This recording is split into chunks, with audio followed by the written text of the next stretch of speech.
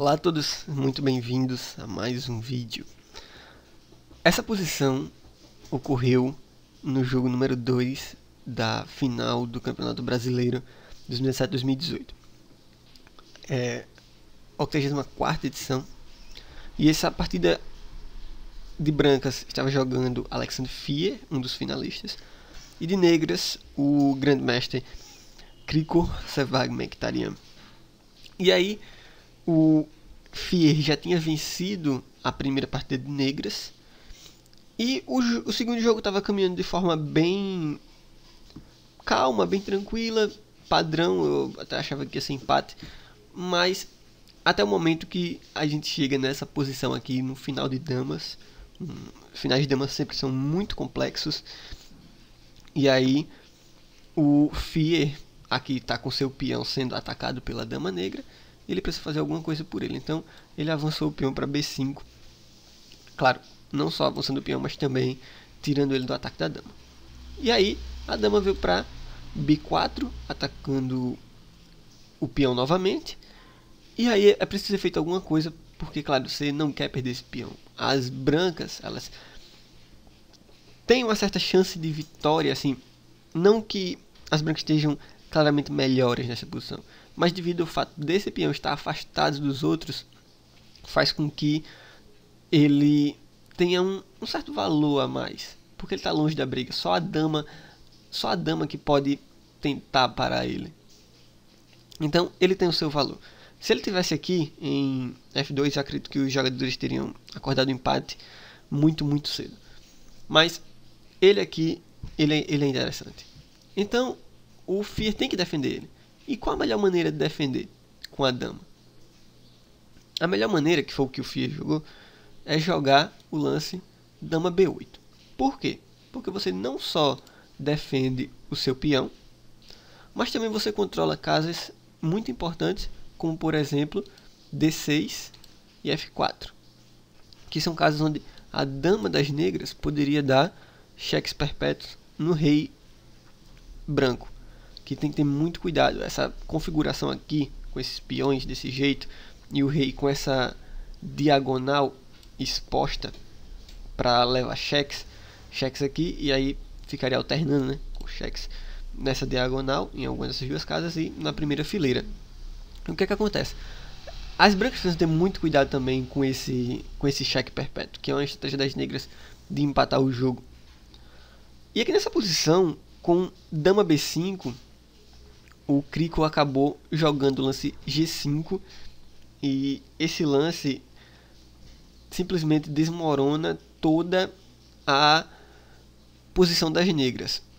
De fato é um lance até, como é que eu posso dizer? Ok, é um lance lógico, eu diria. Acho que tentar avançar os peões na ala do rei. Não acredito que a ideia do Kriko seria trocar as damas aqui, porque aí esse peão simplesmente marcha e promove. Mas G5 é um erro no final. Vamos voltar aqui, porque eu decidi fazer esse vídeo só nos finais pra gente tentar estudar um pouco esses finais de dama, que são finais muito complexos, tá? Eu não vou dizer aqui, foi um erro grotesco, não.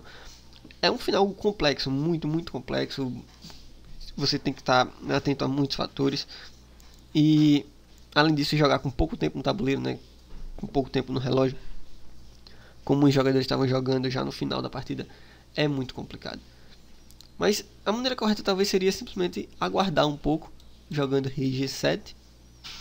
E aí o melhor para as brancas aqui é tentar avançar o peão o mais longe possível. E aqui agora é tentar continuar com lances como dama C5, impedindo que as brancas, por exemplo, tirem a sua dama para avançar o peão, porque à medida que a dama das brancas deixa essa diagonal, a dama das negras já pode invadir e começar a dar cheques perpétuos. Então dama C5 talvez teria sido melhor.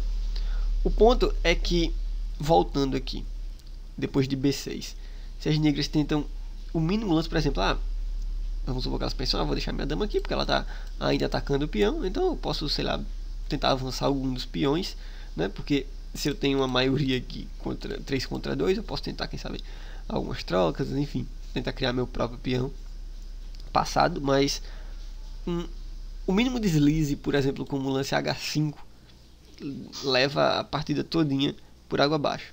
Por exemplo, aqui agora as brancas tem que ter muito cuidado. Uma das abordagens recomendadas é começar a dar cheques no rei inimigo, depois de rei G8, voltar para B8 com cheque. Claro, o rei vai vir para G7, e aí depois disso, de novo, continuar com o lance dama E5. Claro, se você agora também cometer o mínimo deslize, por exemplo, B7, as negras têm alta chance de empate com o lance dama E7, por exemplo, impedindo que a dama das brancas venha para uma casa como essa. E claro, se elas saírem para qualquer outra casa, né, para avançar o peão, tem o cheque perpétuo com a dama nessa casa, por exemplo. E aí depois de B7, dama E7, como eu disse, né, dama C8, por exemplo, para avançar o peão, não dá tempo por causa desse lance aqui, e você vai ficar dando cheques perpétuos no rei inimigo. Se o peão avançar, você fica dando cheques aqui nessas duas fileiras e a posição fica empatada. Mas voltando aqui, depois de rei G7, vamos supor que a dama desce mais outro cheque aqui com dama E5. Convém às vezes repetir uma ou duas vezes para você ganhar um certo tempo, já que tem um incremento de 30 segundos. E aí depois desse dama E5, rei G8, você não pode repetir de novo. Então você joga o tipo dama C7, ameaçando avançar o peão para a promoção e ainda controlando a diagonal, né? E aí depois de dama C7, as negras podem tentar o tipo dama A5, cravando o peão. Depois de algo do tipo dama D8 com cheque, rei G7. Vamos supor dama D4 com cheque, rei G8. Talvez a forma mais simples de você vencer seja dama B2, ficando atrás do peão para ele avançar. E aí depois de algo tipo dama 8, vamos supor que a dama das brancas venha para E5, estando centralizado nela, ainda controlando essa diagonal. As negras podem tentar aqui algo tipo H4 nessa posição, fazendo um lance de espera, e cortando também uma das casas chave pro rei, né, para ele não escapar nem nada. E aí depois disso pode seguir algo do tipo dama D6 aqui, colocando pressão no peão e avançando aos poucos, né, defendendo seu próprio peão.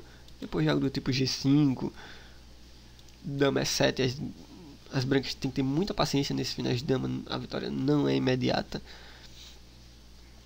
Depois de algo do tipo dama E7, claro, as brancas não tem que ter medo de um cheque de dama aqui, porque elas podem defender com o lance dama C7. Então depois de algo tipo dama E7, as negras podem seguir com um G4, é uma ideia interessante. Depois de peão toma em G4, rei G7. É bem interessante esse sacrifício de peões, por quê? Porque depois disso, algo do tipo dama E5, rei G8, e aí vamos supor, dama C7, ameaçando avançar o peão.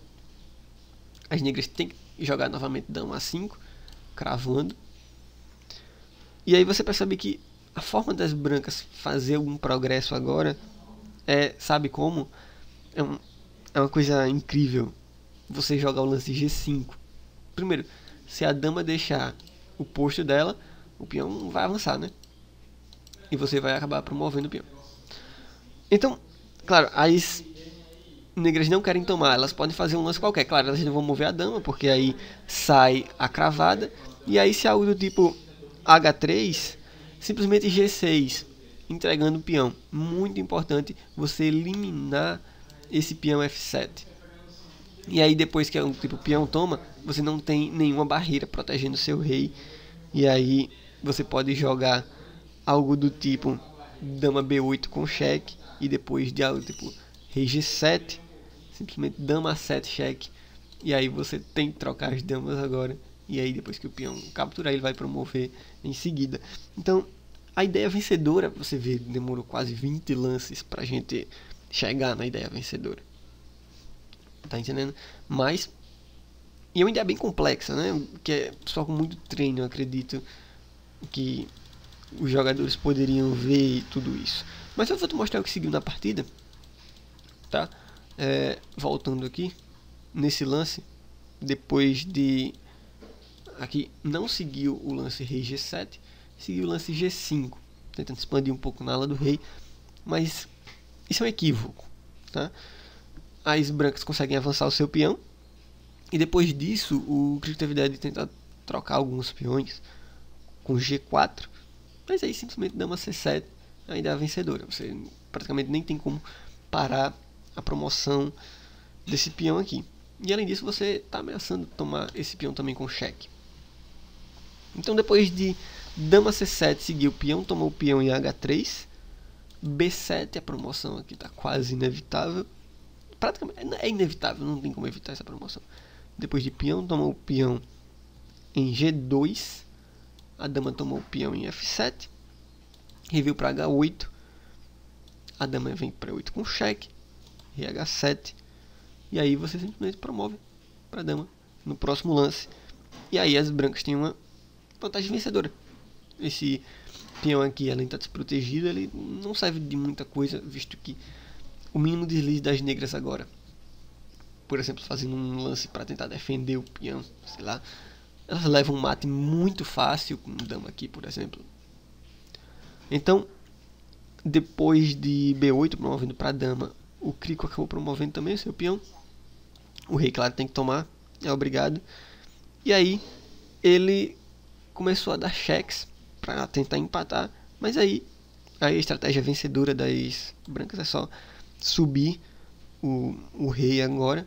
Seguiu dama D5 com cheque, o rei veio para F2, depois dama F5 cheque, o rei veio para E3, dama C5 com cheque, o rei veio para E4, e aí depois de dama C2 com cheque, rei D5, e devagar o rei vai subindo e vai buscando refúgio perto das suas damas. O ponto é você simplesmente tentar forçar a troca de uma das damas pela dama das negras, e aí o jogo está totalmente ganho. Depois disso seguiu ainda dama C4, rei D7, dama D5 com cheque, claro que você tem que bloquear com uma das damas, e depois de dama B5 com cheque, um lance muito importante, rei D8, e aí aqui praticamente não tem mais cheques possíveis para a dama das negras, e o Crico abandonou a partida, e com isso o FIA abre uma vantagem muito confortável de 2-0, bastando apenas um empate agora para ele se tornar o campeão brasileiro de 2018. Aqui não é possível um lance desse, porque aí as brancas dão um cheque de contra-ataque, né? E aí você tem que trocar essa dama, e esse final de dama contra um peão aqui na coluna H mais recuado, ele é totalmente ganho. Então é isso, eu espero que você tenha gostado desse vídeo. Muito obrigado por assistir. Desejo para você bons estudos e não se esqueça de acompanhar o terceiro jogo da final, que pode ser decisivo hoje, né, às 2 horas da tarde, hora de Brasília. Os links estão na descrição. Forte abraço e até mais.